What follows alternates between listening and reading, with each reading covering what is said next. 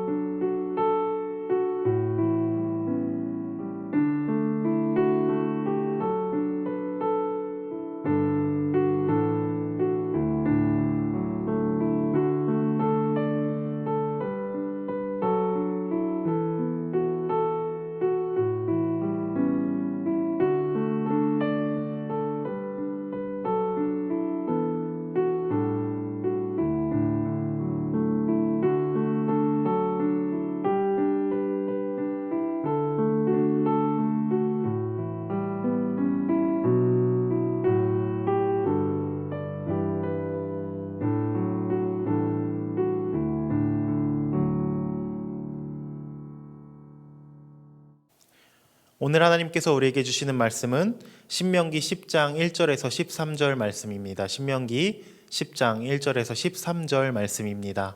제가 봉독하도록 하겠습니다. 그때 여호와께서 내게 이르시기를 너는 처음과 같은 두 돌판을 다듬어 가지고 산에 올라 내게로 나아오고 또 나무괴 하나를 만들라.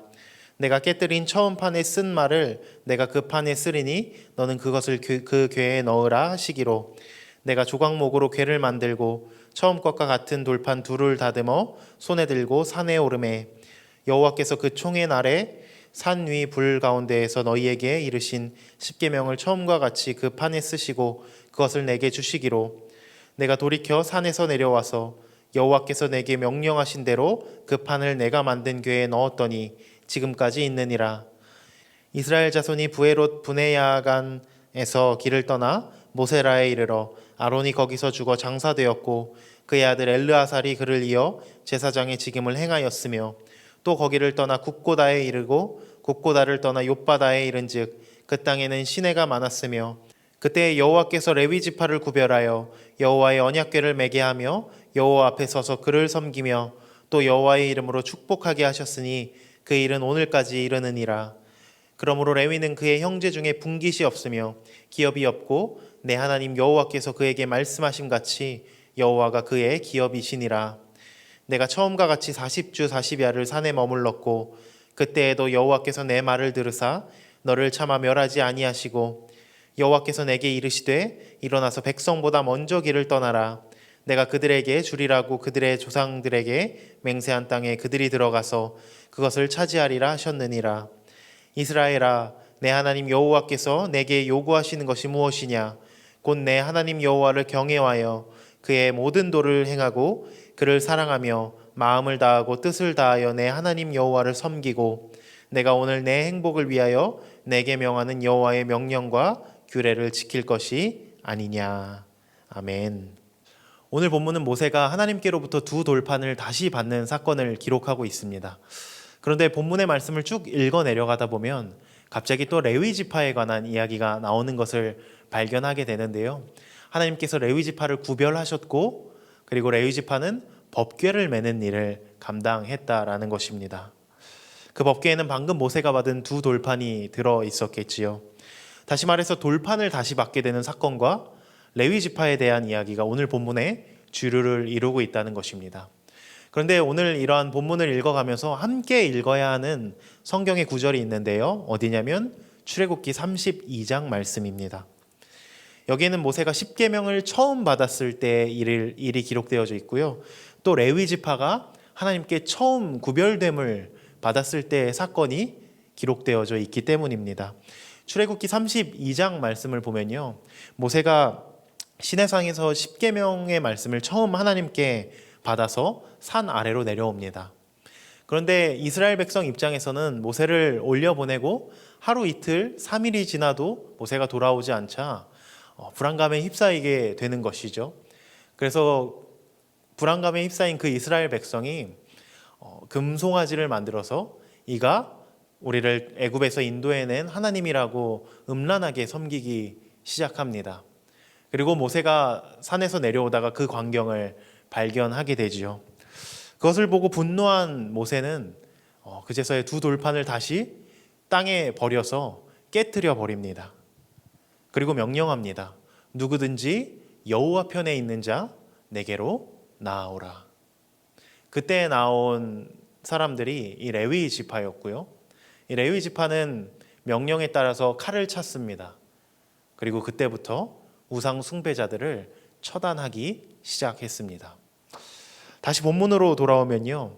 이 깨뜨렸던 두 돌판 다시 하나님께 모세가 받게 되는데요. 이 두 돌판을 다시 받는 시점에서 왜 하나님께서는 레위 지파의 이야기를 하시는가를 우리가 생각해 보아야 합니다. 왜냐하면 사실 오늘 본문에서 레위 지파에 대한 이야기를 뺀다 하더라도 이야기를 진행하는 것에 별로 문제가 없기 때문입니다. 오히려 시간 순서상으로 봤을 때 이 레위 지파의 이야기가 어쩌면 더 부자연스러워 보이기까지 합니다.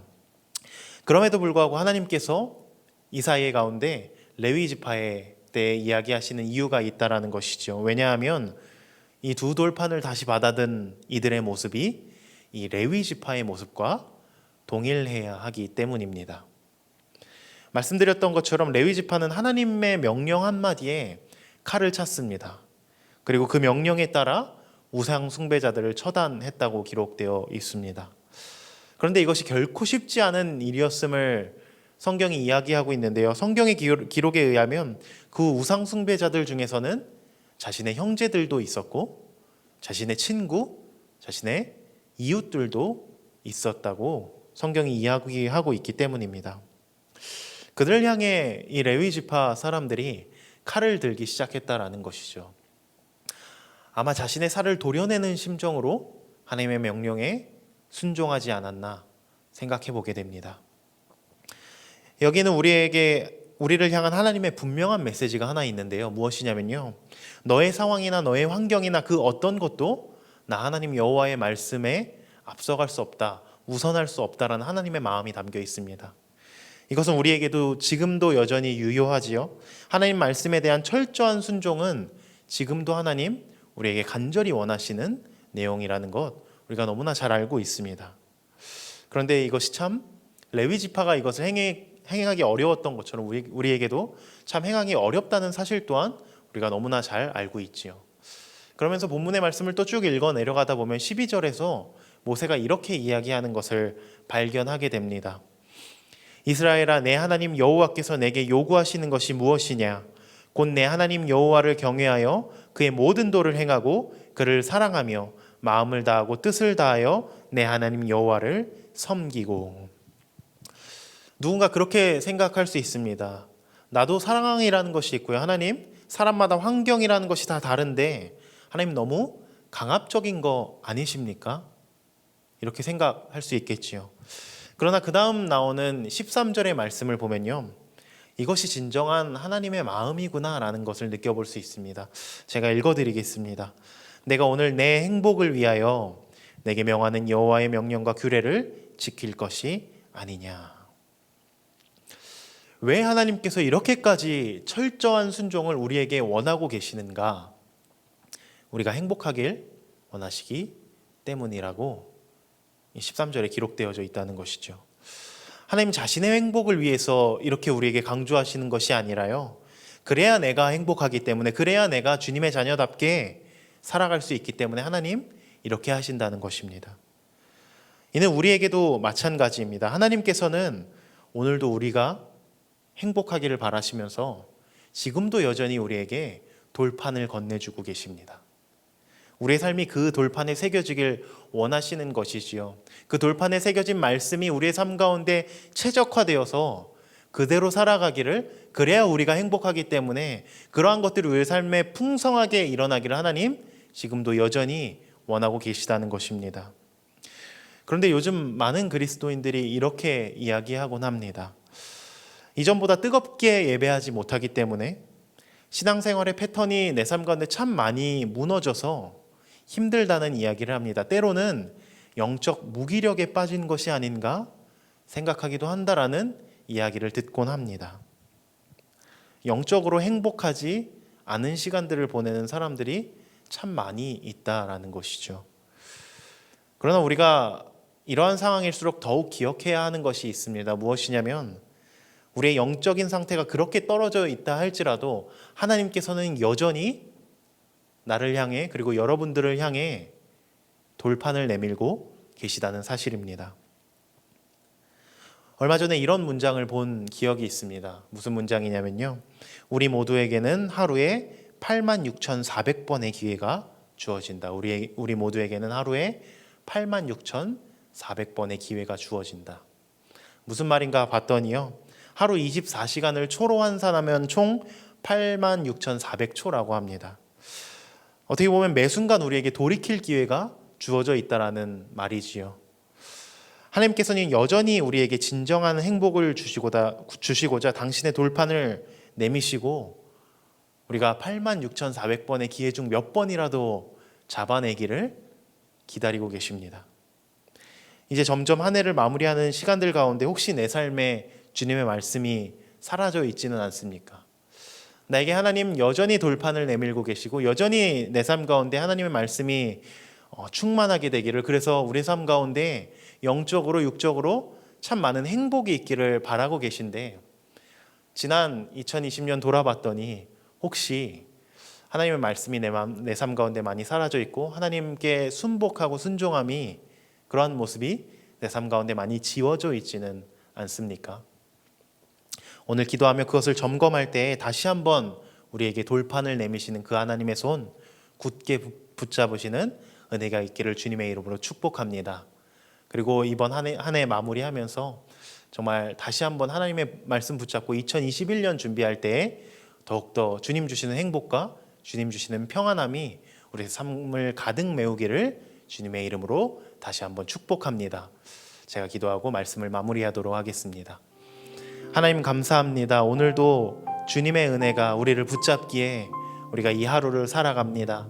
하나님 여전히 우리에게 말씀하고 계시고 여전히 우리에게 당신의 돌판을 내밀고 계신데, 그렇게 해서 우리가 그 돌판 굳게 붙잡고 주님의 말씀 우리 삶 가운데 새겨 우리가 행복한 삶 살기 원하고 계신데, 하나님 어느새 우리가 돌아보니 그것이 내 삶 가운데 많이 지워져 있고 하나님의 말씀과 멀어져 살았던 우리의 모습을 되돌아봅니다. 열심히 예배드리지 못했고 열심히 하나님 말씀 따라 살지 못해서 때로는 영적 무기력에 빠져 있었음도 주님 앞에 되돌아보게 됩니다. 하나님, 그러나 이 시간 다시 한번 결단하고 고백하는 것은 주님 여전히 우리에게 말씀하고 계시고 여전히 우리에게 돌판을 내미시는 하나님의 은혜가 있기에 우리가 다시 한번 그것을 굳게 붙잡고 주님과 동행하며 나아가기 원합니다. 하나님, 매 순간 우리에게 기회 주시는 주님을 바라보며 그 주님을 붙잡고 승리하기 원합니다. 하나님, 주님 그것을 결단하는 이 자리에 모인 모두 가운데 주님 함께하여 주시고 주님 우리에게 새 일을 허락하여 주옵소서. 감사드리며 예수님의 이름으로 기도드렸습니다. 아멘.